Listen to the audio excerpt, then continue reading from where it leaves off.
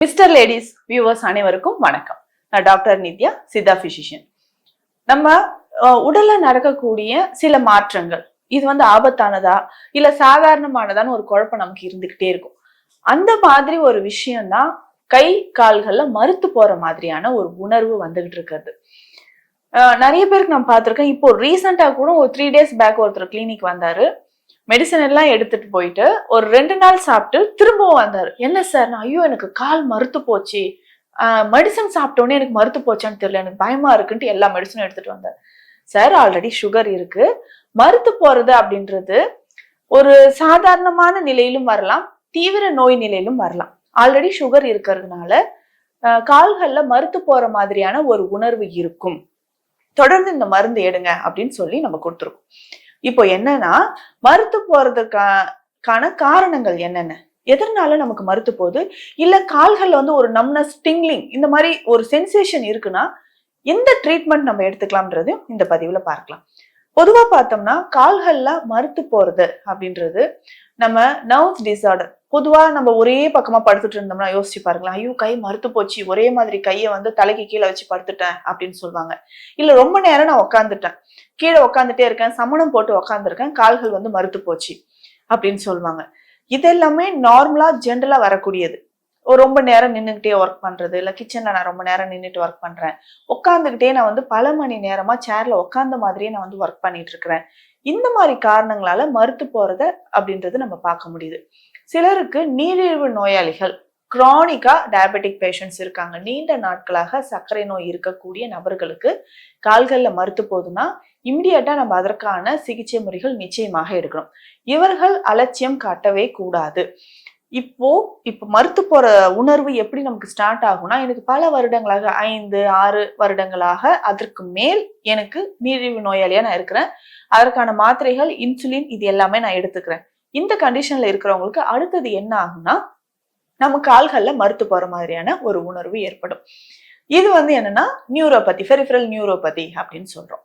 இந்த நியூரோபதி அப்படின்றது என்னன்னா, கால்களுக்கு போகக்கூடிய உணர்வுகள், ரத்த ஓட்டம், அதாவது நரம்புகளோட கண்டக்ஷன் இது எல்லாமே குறைய ஆரம்பிக்கும்.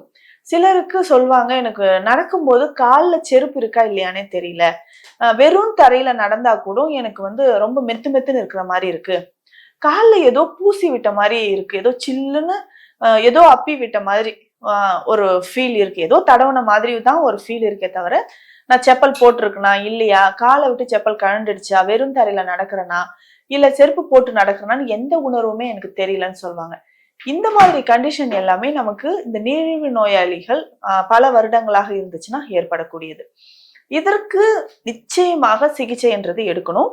இந்த மாதிரி கண்டிஷன்ல இருக்கிறவங்களுக்கு என்ன ஆகும்னா, கால் மறுத்து போகுதுன்னா, ஏதாவது ஒரு கால்ல ஒரு சின்ன காயம் ஏற்படுது, கல்லோ முள்ளோ குத்தி ஒரு சின்ன காயம் ஏற்படும் பட்சத்துல என்ன ஆகும்னா, இம்மிடியட்டா அது புண்ணாக மாற ஆரம்பிச்சிடும்.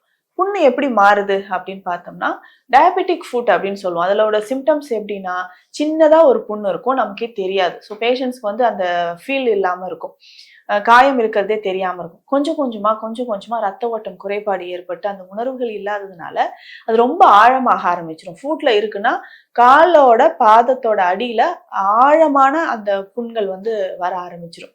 ஸோ ரொம்ப நாளுக்கு அப்புறம் என்ன ஆகும்னா, அப்படியே சீல் வச்ச மாதிரி, புண்ணு ஆறாத மாதிரி வெளிர் மஞ்சள் நிறத்தில் அந்த புண்கள் காணப்படும்.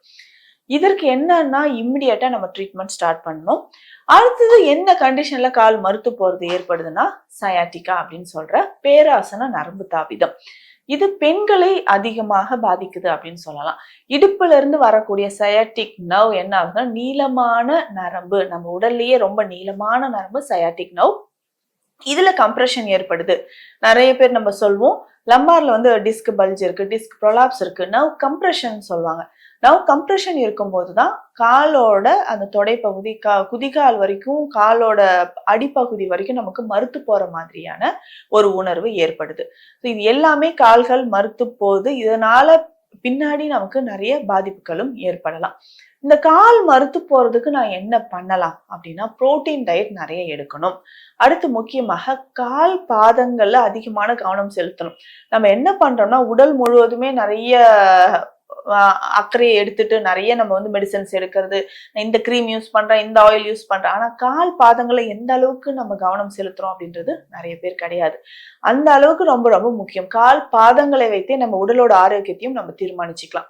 இந்த மாதிரி கால்கள்ல ரொம்ப மறுத்து போற மாதிரி இருக்கா, உணர்வு இல்லாமல் இருக்கா, அடியில வந்து ஊசி வச்சு சின்ன சின்னதா நம்ம குத்துற மாதிரியான ஒரு வலி தெரியுதா அப்படின்னா இமிடியேட்டா அதற்கான சிகிச்சை முறைகளை நம்ம எடுத்தே ஆகணும்.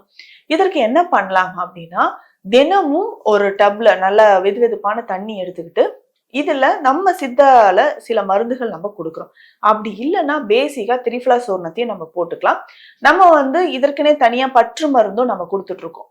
இதை திரிஃபலா சூர்ணம் போட்டு கொஞ்சமாக அதுல நம்ம வந்து ஒரு 2-3 துளிகள் ஆயில், என்ன ஆயில்னா நம்ம வந்து நீலகிரி தைலமோ இல்ல பெயின் ஆயில் ஏதாவது விட்டுட்டு கால்களை ஒரு 15 நிமிடம் அந்த தண்ணீர்ல வைக்கலாம். அடுத்து கால்களை நல்லா தொடச்சி எடுத்ததுக்கு அப்புறம் என்ன பண்ணலாம்னா இதுல சில எண்ணெய்களும் நம்ம கொடுக்குறோம். அந்த ஆயிலை அப்ளை பண்ணும்போது ஈஸியா நமக்கு வந்து இதுல இருந்து கால் மறுத்து போற பிரச்சனையில இருந்து ஒரு தீர்வு கிடைக்கும். முக்கியமா இதற்கு வேப்ப எண்ணெயை பயன்படுத்தலாம். வேப்ப எண்ணெயை நம்ம என்ன பண்றோம்னா காய்ச்சி எடுத்துக்கணும். சூடா இருக்கும் போதே அதுல கொஞ்சம் கற்பூரம் போட்டு காய்ச்சி எடுத்து வச்சுக்கலாம். இந்த வேப்ப எண்ணெயை நம்ம என்ன பண்றோம்னா கால் பாதங்கள்ல நிறைய பேருக்கு வெரிகோஸ் வெயின் இருக்கும். காஃப் மசில்ஸ்ல நரம்பு சுருட்ட மாதிரி இருக்கும். வெயின்ஸ்ல வந்து அந்த சுருட்டல் ஏற்பட்டிருக்கும். வெரிகோஸ் வெயின் இருந்தாலும் இந்த எண்ணெயை நல்லா அப்ளை பண்ண போறோம். டெய்லி நம்ம அப்ளை பண்ணணும். முக்கியமா எந்த டைம்ல நான் அப்ளை பண்ணா இரவு தூங்கும் போது இல்ல காலையில நம்ம குளிக்கிறதுக்கு 1 மணி நேரத்துக்கு முன்னாடி இந்த எண்ணெயை நம்ம அப்ளை பண்ணிக்கலாம். அப்ளை பண்ணிட்டே வரும்போது சின்னதா கால்கள் ஏதாவது புண்கள் இருந்தாலும் அதுல ஏதாவது இன்ஃபெக்ஷனோ இல்ல கல்லோ ஏதாவது குத்தி இருந்தாலும் டெய்லி நம்ம இந்த மாதிரி பண்ணும்போது திரும்ப நமக்கு வந்து மறுத்து போற பிரச்சனை குணமாகும். கால்கள்ல இருக்கக்கூடிய நரம்புகள் வலிமை அடையும். அடுத்து நான் உணவுல என்னென்னலாம் சேர்த்து சாப்பிடலாம் அப்படின்னு கேட்டீங்கன்னா புரோட்டீன் டயட் அதிகமாக எடுத்துக்கணும். விதைகள், பூசணி விதை, வெள்ளரி விதை, இது எல்லாமே உணவுல டெய்லி ஒரு ஒரு ஸ்பூன் அளவுக்கு தொடர்ந்து சாப்பிட்டுட்டு வரலாம். இது அப்படியே கண்டினியூஸா நம்ம சாப்பிட்டுட்டே வந்து உடல் எடை அதிகமாக இருக்கு, சர்க்கரை அதிகமாக இருக்கு, எனக்கு ரத்தத்துல வந்து பிளட் சுகர் அதிகமா இருக்குன்னா அதற்கு ஏற்ற மாதிரியான சிகிச்சை முறைகளும் நம்ம எடுத்துக்கணும். முக்கியமா கால்கள்ல பத்து போடுவதற்கு நான் ஒரு மருந்து சொல்லியிருந்தேன். அதற்கான மருந்தும் நம்ம வந்து கொடுத்துட்டு இருக்கோம். பொதுவா இந்த கால்ல பத்து போடணும் அப்படின்னா மஞ்சள் இஞ்சி பத்து ரொம்ப சிறந்தது. வீட்லயே நம்ம பண்ணிக்கலாம் அப்படின்னா எடுத்துக்கலாம். மஞ்சள் இஞ்சி இது கூட கொஞ்சம் வசம்பு மூணும் நம்ம பவுடர் பண்ணி எடுத்துக்கலாம். நம்ம கிளினிக்ல கொடுக்குற மருந்து இன்னும் நிறைய மூலிகைகள் சேர்த்து நம்ம கொடுக்குறோம். நீங்க வீட்லயே பயன்படுத்தினாலும் இது நான் சொன்ன மாதிரி சிம்பிளா இதை பயன்படுத்திக்கலாம். இதுல வெந்நீர் விட்டு நல்லா கலந்து கால் மூட்டுல இருந்து கீழே வரைக்கும் கால் பாதம் வரைக்கும் பத்து போட்டுட்டு ஒரு அரை மணி நேரம் ஒரு 40 நிமிடங்கள் கழித்து வெந்நீர்ல கழுவிடலாம். இந்த மாதிரியான முறைகளோடு நம்ம சித்த மருந்துகளும் எடுத்தோம்னா கால் பாதங்கள்ல இருக்கக்கூடிய மறுத்து போற உணர்வு, யாருக்கெல்லாம் இந்த மறுத்து போற உணர்வு இருக்கு, பின்னாடி எந்த மாதிரியான பிரச்சனைகள் தரும் அப்படின்றத இந்த பதிவுல பார்த்தோம். இதற்கான சின்ன சின்ன சிகிச்சை முறைகளும் நான் இதுல சொல்லியிருக்கேன். மீண்டும் அடுத்த பதிவில் நம்ம சந்திக்கலாம். நன்றி.